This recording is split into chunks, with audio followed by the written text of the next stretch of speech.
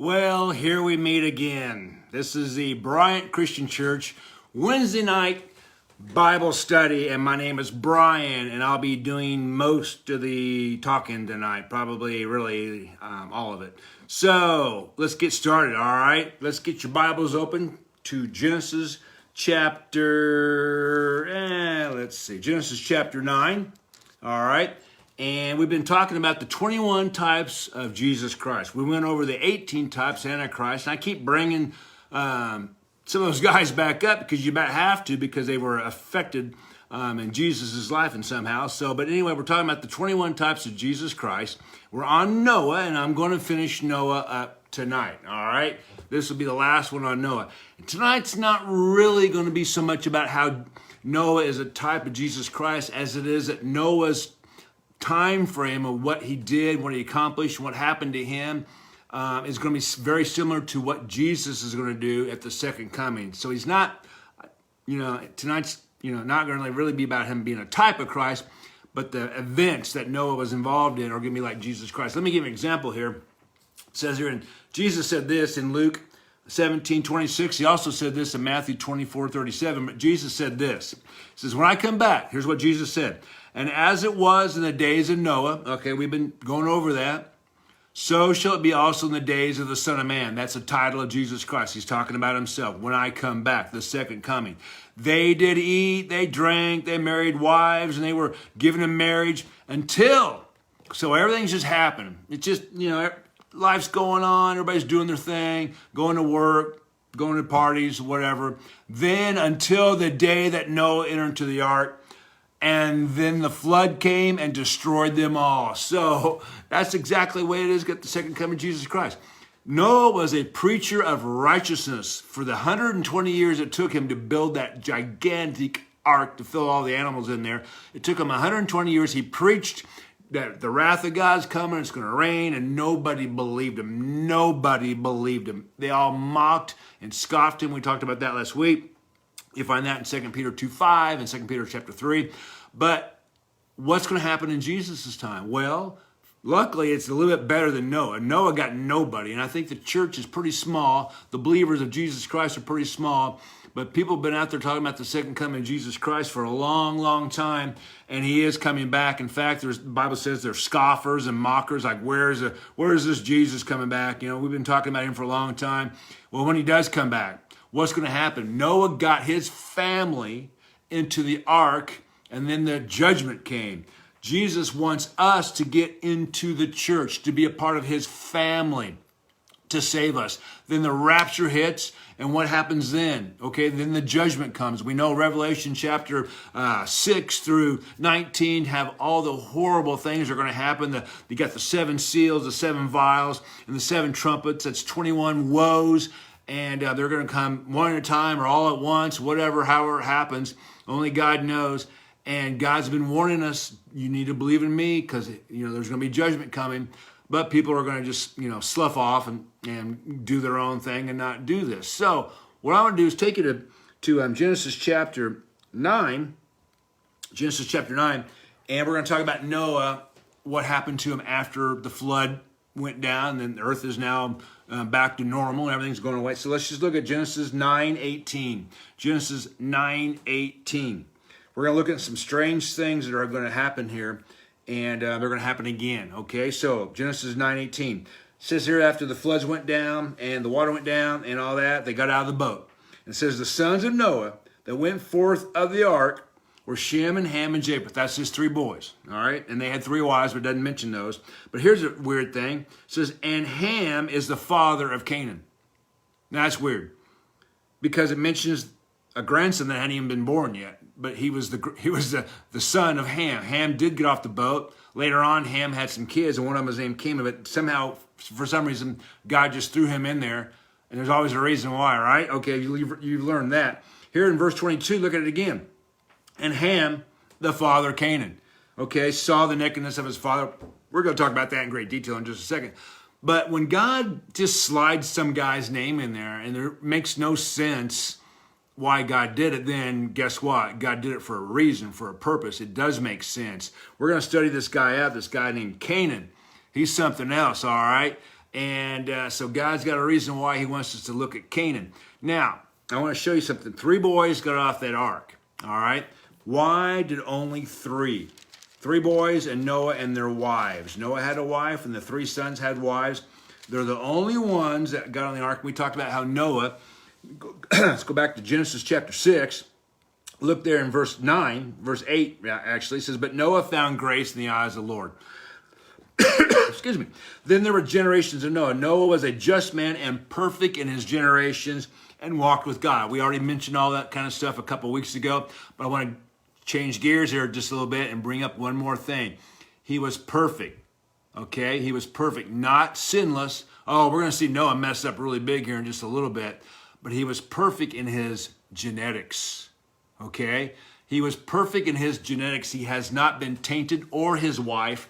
And if his wife hasn't been tainted by the genetics of the fallen angels, remember over there in chapter 6, came to pass, verse 1, that when the men began to multiply on the face of the earth, and their daughters were born unto them, that the sons of God saw the daughters of men, that they were fair, they were good looking, they liked them, and they took them wives of all that they chose, all right? And what happened? They produced fallen angels with women, a hybrid, produced giants, something very, very corrupt. Noah was not involved in that. Noah's wife was not involved in that. Now let's put our thinking caps on here for a second.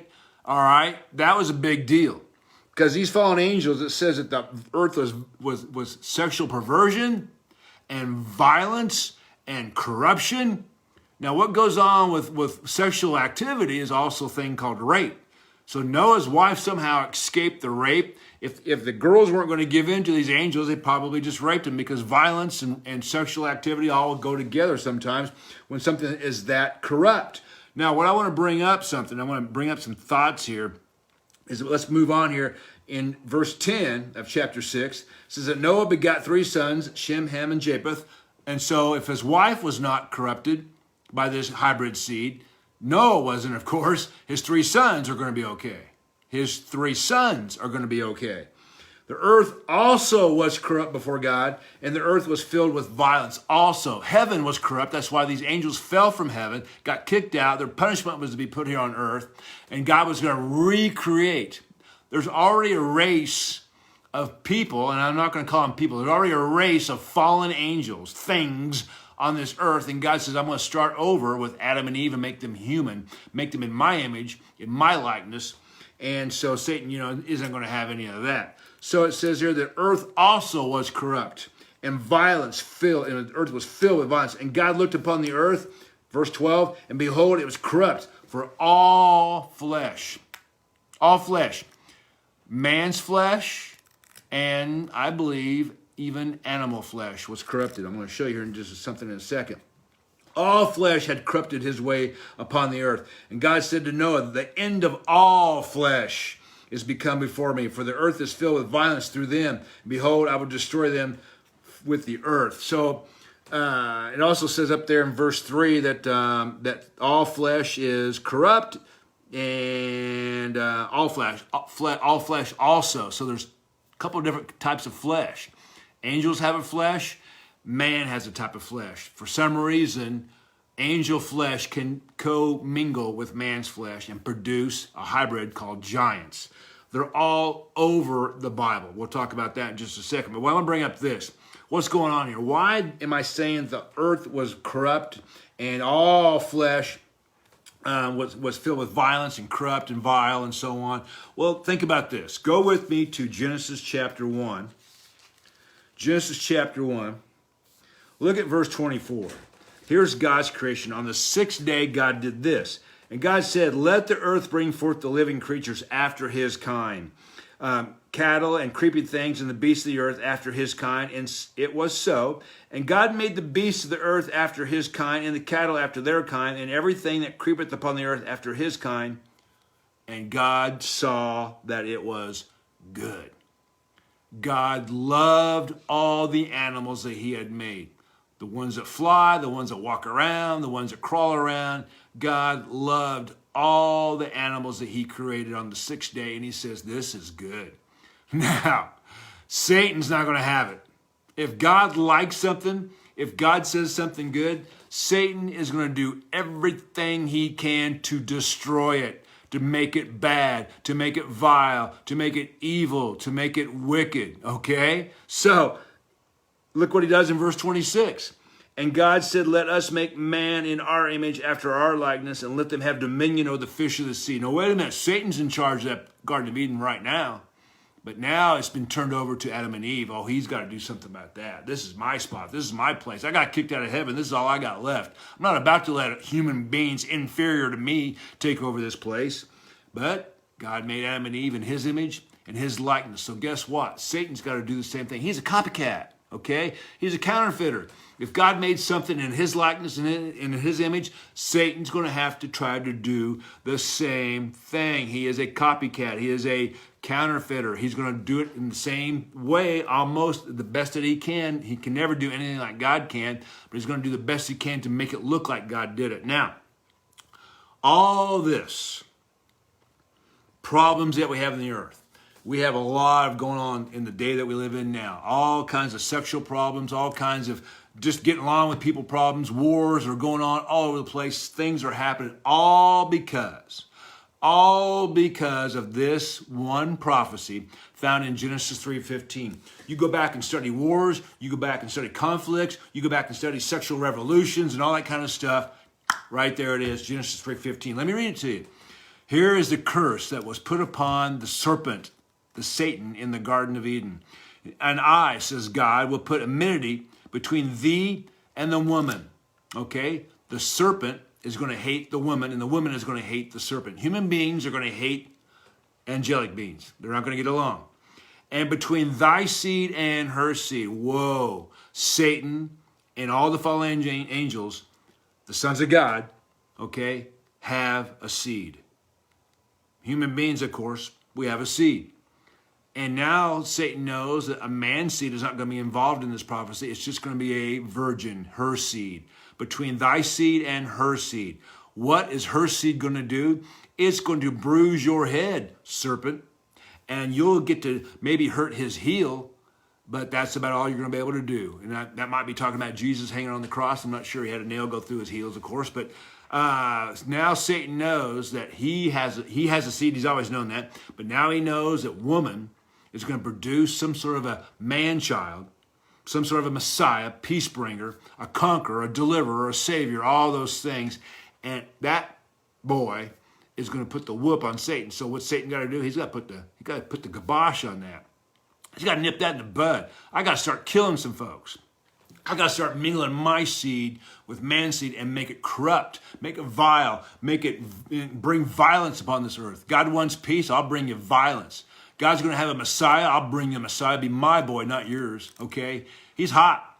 He's going to get it on with God. He's going to have it. It's time to ring the bell and let's get this thing going. Here comes a fight. So Satan is going to have an attempt to destroy the seed line that God has promised that the Messiah would come from. He's going to destroy the likeness and the image of God's creation because he hates God. So he hates you and he hates me because we are made in the image and likeness of Jesus Christ, of the Father. He is a copycat. He is a counterfeiter. So he's going to try to do the best that he can. So what's his image? If he's going to do what God did, as God made Adam and Eve in his image, what's Satan going to do? Well, he made his fallen angels have a seed, put it into a woman, out come a hybrid called the giants. That's his seed, the giants. And look at verse 4. Genesis 6, verse 4. There were giants in the earth. The Bible says that there's man. Verse 6 says, and the Lord made man on the earth. Man is on the earth. Giants are in the earth. All right? They have a spiritual outlook to them, okay? They're there, they're real, but there's something different about them. And it says there are giants in those days. In our Bible study, when you read your Bible, those days means it's happening right then and there as this is being written. This is what historical evidence, historical writings, and those days also mean in the end times, when Christ comes back at the second coming. So whatever's going on here is going on here, but it's going to do it again in Jesus' second coming. So what is it? Fallen angels, giants, all that kind of stuff. And it says, and after that, and also after that. Well, we know Goliath and David had duked it out. Okay, we love those stories. Goliath was a giant. All through the Bible, there are giants. A lot of folks just don't know that. They read right over it. Here's just a handful. There's more than this. I go over here. Numbers 13, Deuteronomy chapter 2, Deuteronomy chapter 3, Joshua 12, Joshua 15, 1 Samuel 17, Amos 2:9.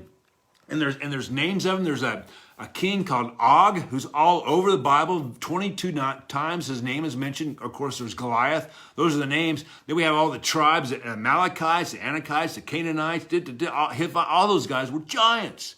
A lot of folks just don't understand that. They don't understand that. They don't get it, or they don't believe it. Or they're just not going to believe that kind of stuff. That's fine.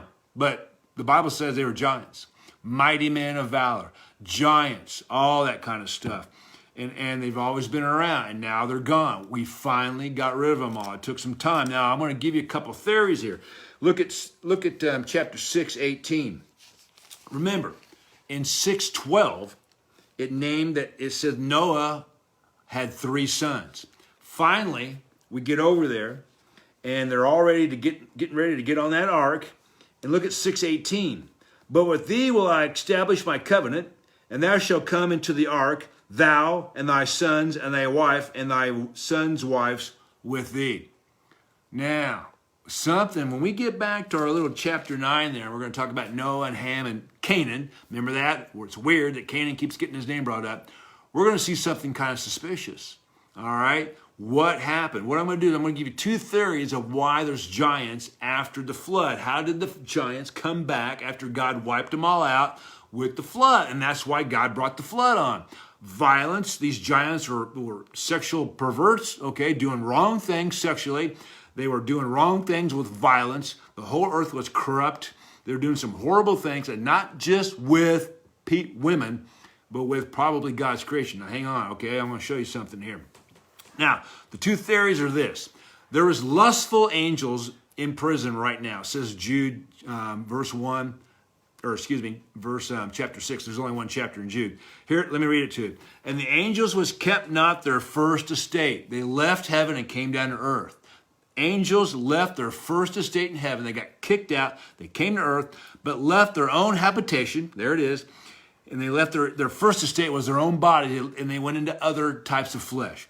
He hath reserved in everlasting chains under darkness unto the judgment of the great day, even as Sodom and Gomorrah. So now he's comparing what they did to Sodom and Gomorrah, because what they do and the cities around about them, in like manner, giving themselves over to fornication and going after strange flesh. The men of Sodom and Gomorrah wanted to rape the angels that came there to help Lot get out of town, because God had it with those 2 towns and all the towns around them.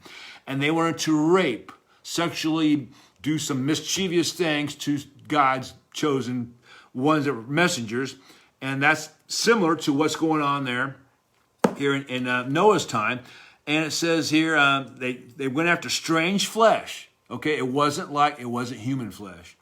And set forth an example, suffering the vengeance of eternal fire. Now, 2 Peter, that was Jude. Now, 2 Peter 2:4 says, for if God spared not the angels that sinned, okay, and he didn't, he brought the flood on, but cast them down to hell and delivered them into the chains of darkness to be reserved unto judgment. Both those places there, talked in Jude and 2 Peter chapter 2, both say something about those angels, the fallen angels. They don't, they have a spirit, so they don't die. Their physical bodies died. The giant part, flesh died, but their spirit moved on. God took that spirit, put them in chains of darkness in hell, reserved for a judgment. Now, is it their judgment for what they did, or are they going to be reserved and let loose out upon the earth as judgment on this earth in the end times? Oh, that's why there's giants back in Noah's day, and there's going to be something going on shaky in the end times. It might be that, or here's theory number 2, why there's giants after God brought the flood. Remember those 3 girls that were married to the 3 boys of Noah? Noah and his wife have escaped any kind of sexual contact from those fallen angels. The 3 boys came out from them, and they haven't done anything wrong with those angels, but who did they marry? We don't know. They're just 3 wives, and they got on the ark. God let them on. A little bit suspicious, because remember, if these angels couldn't have their way with the daughters of men, I'm sure they raped him, okay? Because of violence and corruption, okay? That's all part of the deal. We got rape, and let's face it, man, rape is not a sexual act. It's an act of violence and control, okay? It has nothing to do with sex. It just makes the woman or the man, whoever gets raped, make him lose, he feels horrible, she feels horrible, she lost control, that person's over me, okay? It's really not about sex, it's more about violence and control. Now, maybe one of those girls wasn't all that. Maybe she got raped, maybe it was lust, okay? But somehow, maybe one of those girls wasn't quite right. We're going to talk about that in just a second. I want to bring something up. I want you to ponder on this. Let's shoot out, thousands of years down the road from here and talk about the end times now, the days that we're living in. Folks, there are some wild things happening. There are things that scientists are doing in the realm of almost being like God. Have you heard about the genetic code and DNA and splicing and manipulating, the genetic code? If you have a computer has a code in it because somebody invented a code. Somebody created it, okay? Somebody made it, okay? God put genetic code in all of its kind. Did you notice in the cattle of its kind and all the birds of its kind?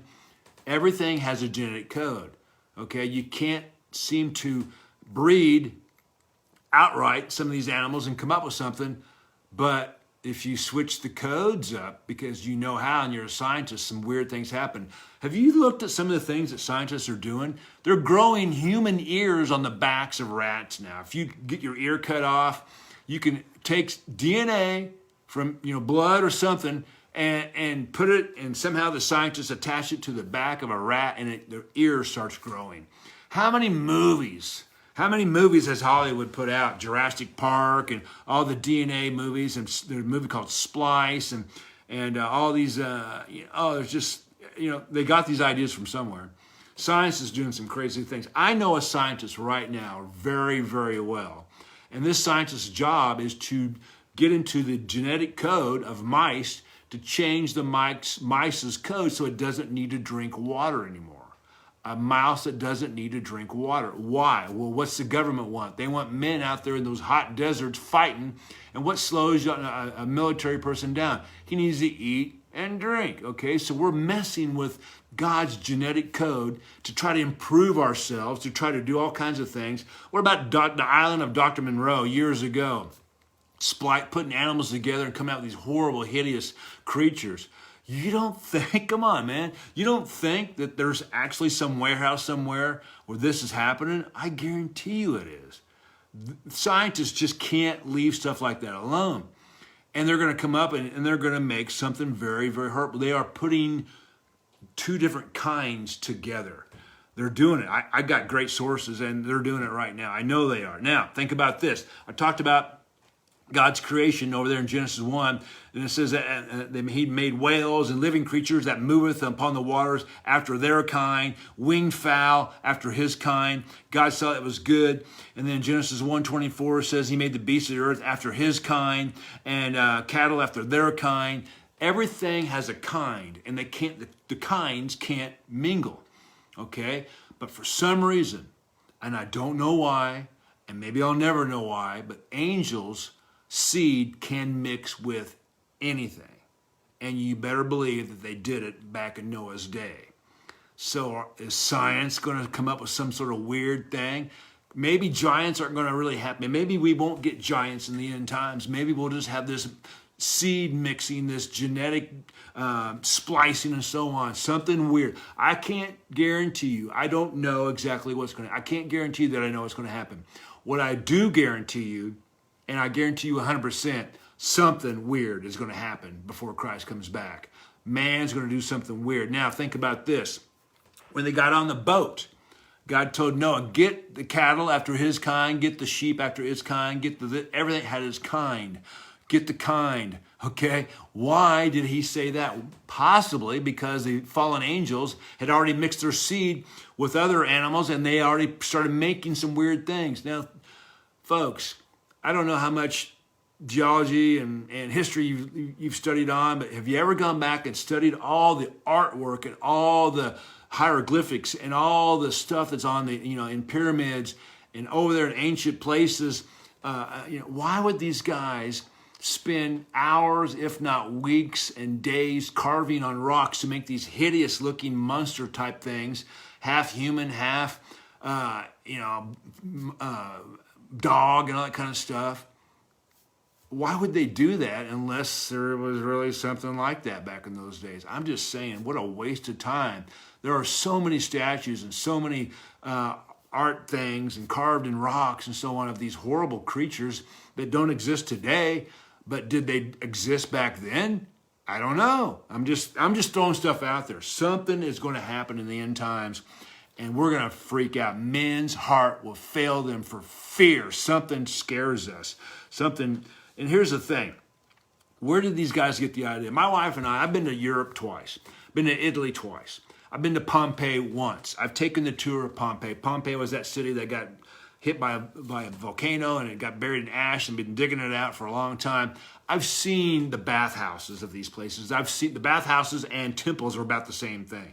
I've seen where you walk into a room and carved in the walls was a man and a woman, and it had benches in there, and that was where a man and a woman could go with it because sex was a part of pagan religion. I've been to, you go in another room and it's got a man and a man. You go in another room and it's got a picture of a woman and a woman. That's what you're supposed to be doing in there, okay? You get in the picture here. Then you got a man and a little boy. Then you got a man and a little girl. Then you got a man with a goat and a man with a sheep. Back in those days, if you were worshiping anything but God the Father, you were in all kinds of weird sexual things. It was part of worship. Who thought of that stuff? Where did you get the idea? Where did these people get the idea that you can have sex with kids or animals? Okay, they got it from these guys back here.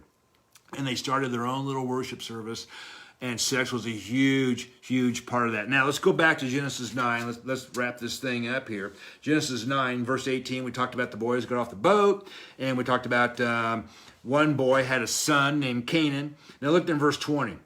All right, Genesis 9:20. Back to where we started from, all right? They got off the boat, and here's what Noah did. Here's where Noah sinned. He wasn't perfect. He wasn't sinless, but he was perfect in his genetics, okay? But here's what he did. And Noah began to be a husbandman, and he planted a vineyard, and he drank of the wine and was drunken, and he was uncovered within his tent. Now, let's just stop there for a second, okay?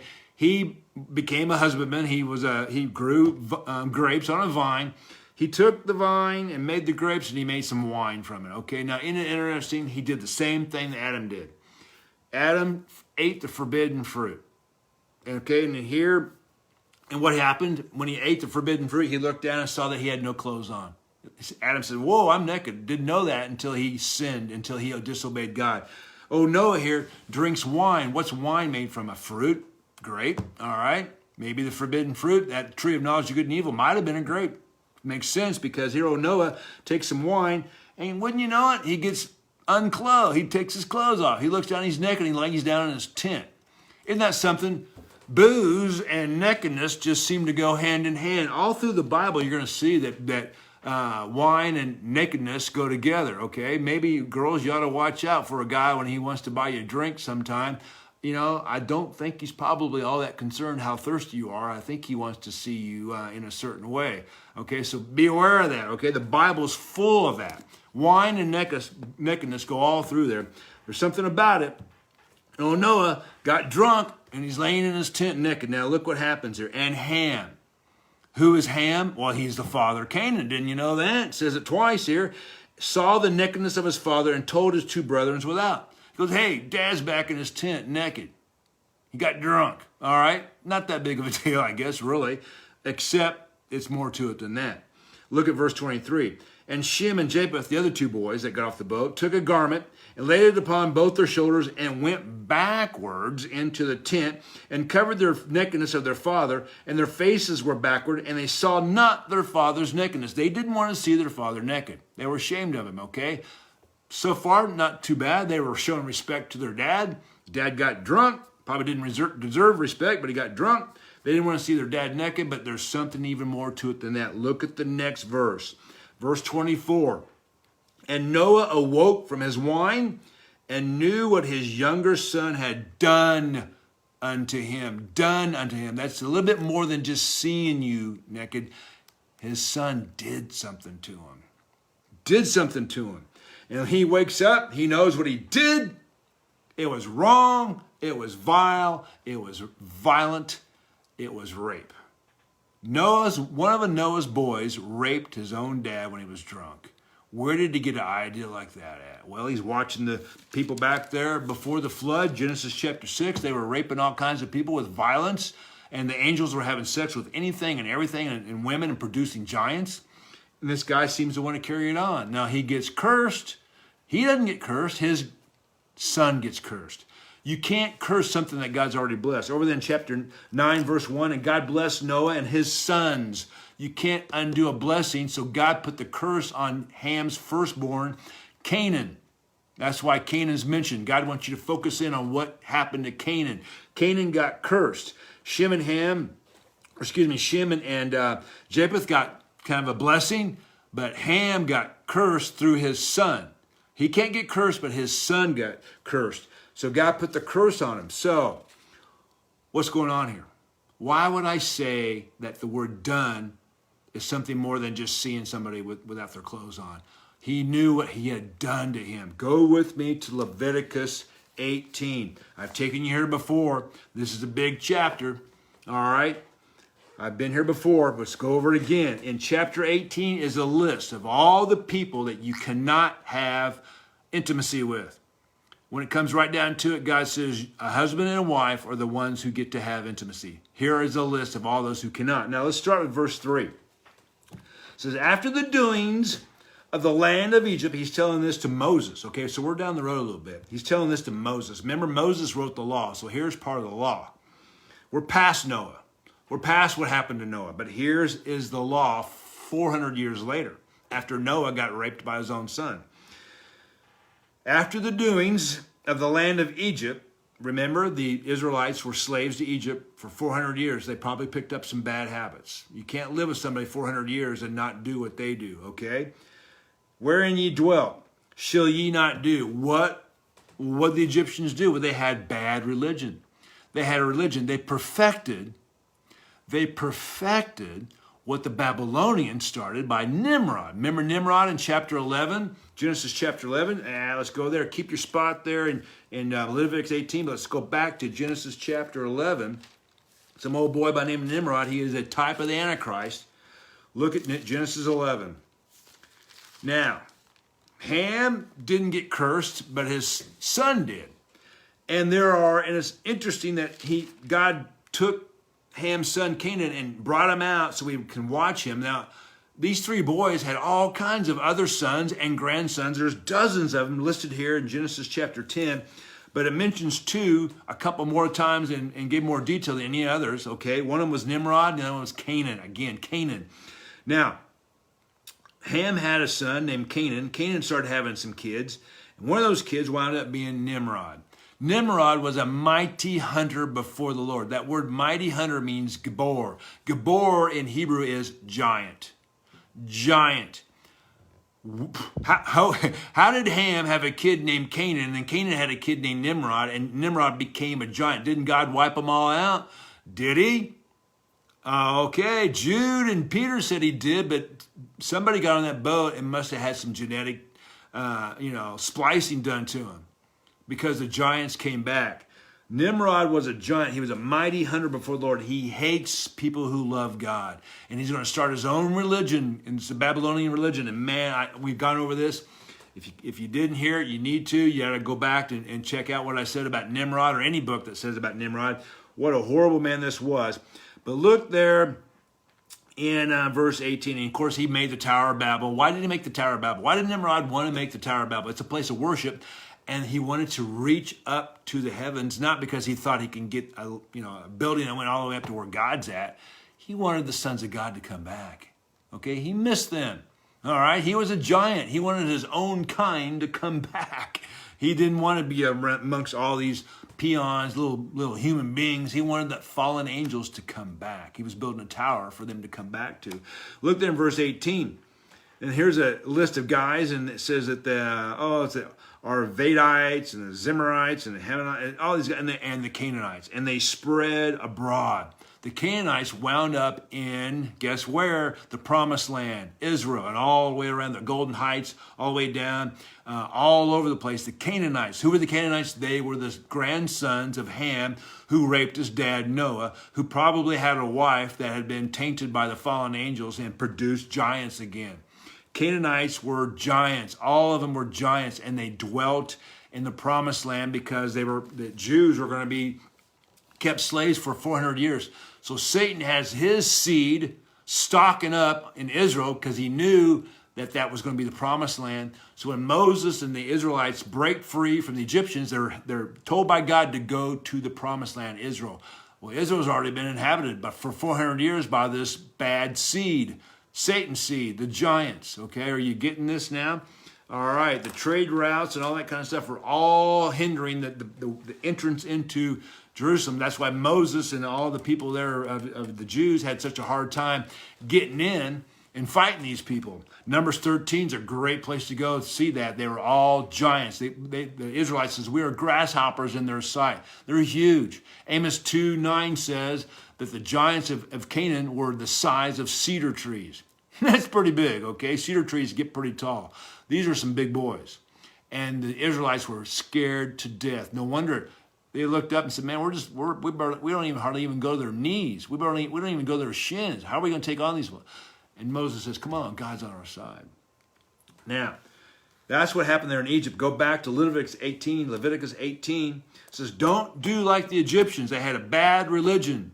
Then he says this, and after the doings of the land of Canaan. What's going on over there in the land of Canaan? Don't be like the Canaanites in the land of Canaan. Well, that's Israel, okay? But it's still Canaan because they still have it. There's something going on. He says, either I bring you, neither should you walk in the ordinance. You should do my judgments, keep my ordinance, walk therein. I am the Lord your God. You shall therefore keep my statutes, my judgments, which I do. Then he goes on and says this, none of you, here comes the law. He's going to have a huge list, 20-some verses there, of who you can have sex with and who you can't.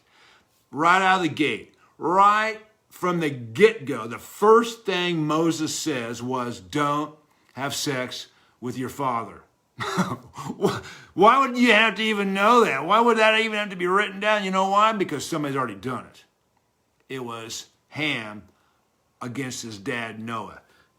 The nakedness of thy father or the nakedness of thy mother, do not go in unto your mom and dad. Don't have any kind of intimacy sexually with your mom and dad. That is an abomination, okay? Do not uncover their nakedness. Well, it doesn't sound like that's all that big of a deal. Hey, we use the same language. People come up to you and go, hey, do you know so-and-so sleeping with so-and-so? Well, do we really think they're taking a nap? Okay, well, how long are they sleeping together? No, we know it's just a nice, polite way of saying that somebody is having sex with somebody else. God does the same thing. That word uncover thy nakedness means to not have sex with somebody, okay? Here's the definition. You go to verse 20, 18:20. Moreover, thou shalt not lie carnally, okay? Lie without being legally married to somebody. Don't lie carnally with thy neighbor's wife to defile thyself with her. Now, so there's the definition of seeing somebody naked, okay? Because if you see somebody naked, God figures, well, you probably want to have sex with them, all right? That's just kind of how it goes. So don't look at anybody's nakedness except the person that you're married to. Now, all through here, it goes through here. I'm not going to go through all this, man. It'd take forever, but it says don't have your aunts and uncles, cousins, nieces, nephews, grandparents, blah, blah, blah. It just goes on who you can't have sex with. And you would think they would just stand a reason not to do that. But guess what? Hang on to this. Look at verse 21. Verse 21. Here's what the Canaanites were doing. Thou shalt not let any of thy seed pass through the fire to Molech. Okay? Neither shalt thou profane the name of the Lord thy God. I am the Lord. Pass your seed. They were taking their babies and giving it to the big statue Moloch, which was some god of theirs, and killing the babies. And the statue had a hollow stomach and it was on fire in there. And the hands had some sort of mechanism where the hands would come down and put the baby in its stomach in the fire.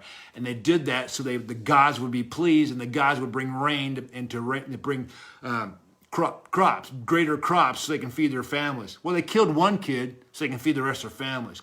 They sacrificed their babies. They were killing infants. Infant human sacrifices. Need I say that what we're doing now today in the age that we live in, we're killing babies. Probably, really, for the most part, a lot of, you look statistically, we're just killing these babies for convenience. We're not ready. We don't have the finances. I really didn't want this kid. I didn't really love that guy. I don't want to have a kid with him. Whatever. It's an inconvenience. I call it abortion. I think you do too. That's what's going on in Noah's time, Moses' time, and that's what's happening now today. It's accepted by politics anyway, not by Christianity, but by politicians. And so the politicians do what? They're the ones who make the rules for the land that you live in, and they're the ones who are going to get us in trouble. Okay? So you got that going on, but look at this. Oh, look at this. Look at verse 23. Neither shalt thou lie with any beast to defile thyself therewith, neither shall any woman stand before a beast to lie down thereto. It is confusion. Don't lie down with beasts. Why would God have to tell a woman not to lie down with an animal? Because they were doing it back in Noah's day.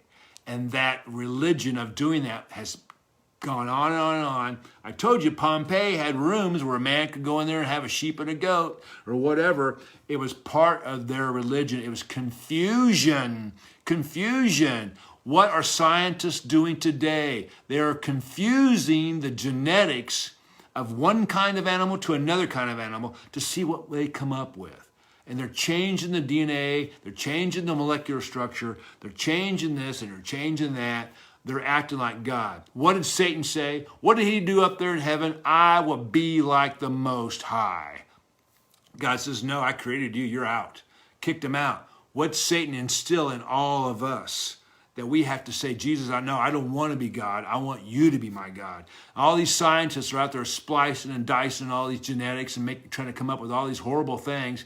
And it's going to bite them in the rear end. Okay, it's going to. They're playing God, changing the genetic code. Who made that genetic code? God. What is man doing trying to change it? Look out, boys.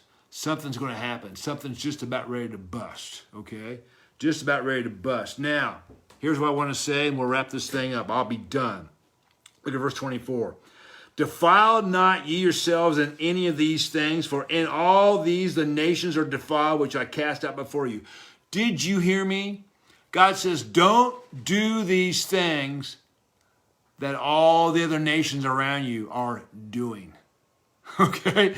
People are having sex with anything and everything, and violence, and killing babies, and all kinds of horrible things are happening right now. And God says, don't be like all your neighbors. Okay? It says, and the land is defiled, therefore I do visit the iniquity thereof upon it, and the land itself vomiteth out its inhabitants. I think America is just about ready to get vomited out because of all the horrible things that we're about ready to do. We are setting up ourselves to be vomited out. The land will be vomited out for all the killings that we do, for all the violence that we're having, for all the laws that we're having that are against God because we don't like God no more. We don't want to have a nation that's one nation under God. We're trying to kick that out. All these things. We're changing Mother's Day to birthing person. Okay, we are destroying God's family. We're destroying God's purpose for the family. We're destroying the head of the family, the man. Man has to be destroyed. Satan can't stand us, and so on. You shall therefore keep my statutes and my judgments, and shall not commit any of these abominations, neither any of your own nation, nor any stranger that sojourns among you. For all these abominations, says verse 27, have the men of the land done, which were before you. Everybody's doing this horrible thing, clear from Noah, chapter 6 in Genesis, all the way up to Moses' time, 400 years later. This religion, Babylonian religion. Remember, Revelation chapter 17, the old mother of harlots, that Babylonian religion makes a comeback in the end times. That's why you got guys like Jeff Epstein having a pedophile island, bringing all those Hollywood stars and politicians out there so they can have sex with kids. Okay, it happened. You can't deny it. It's news. It happened. You got all kinds of other things, and I don't have time to go into it. But wait, man, you wait. Something big is going to happen. There's a deception coming that God says even the very elect, even people who are smart will be deceived by this. What's it going to be? I don't know. Hey, I do know this. In June, they're going to announce the truth about UFOs. Okay, maybe that's it. I don't know, man. Think about it. There's a lot of crazy stuff that's happening in this world today, and it's happening right before Jesus Christ comes back. Are you ready for him? I said a lot of things were crazy. I said a lot of things that you probably didn't learn in Sunday school when you were a kid, about Noah getting raped by his own son, about fallen angels having sex with everything that had 2 legs or 4 legs or however many legs that it takes. Probably didn't learn that. But those things happen, and they're making a comeback.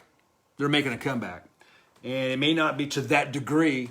It may not be to that craziness, but something like it is happening. That's why Christ has to come back. Because back in Noah's time, the earth was vile and violent and corrupt. And you can't say that we're much better than that now. So get with Christ. Accept him now. Choose Jesus Christ to get you out of this mess that we're in, and it's going to get worse. You think COVID was bad? Got some stuff coming on. It's not going to be good. It's not going to be good. You need to have Jesus Christ in your life. Ask him to save you, and he will. That's all you got to do. Ask Jesus Christ to save you. He will. He'll change your heart. He'll make you a brand, almost like a baby again, and you'll be born again. And you'll be put into his family, because Satan is messing with all the families. You need to be in God's family. So thanks for listening. Hope I didn't freak you out too much, okay? But there's just some strange stuff happening, and it's going to get even worse. All right, we'll see you later. Thank you. Catch you Sunday. Bye-bye.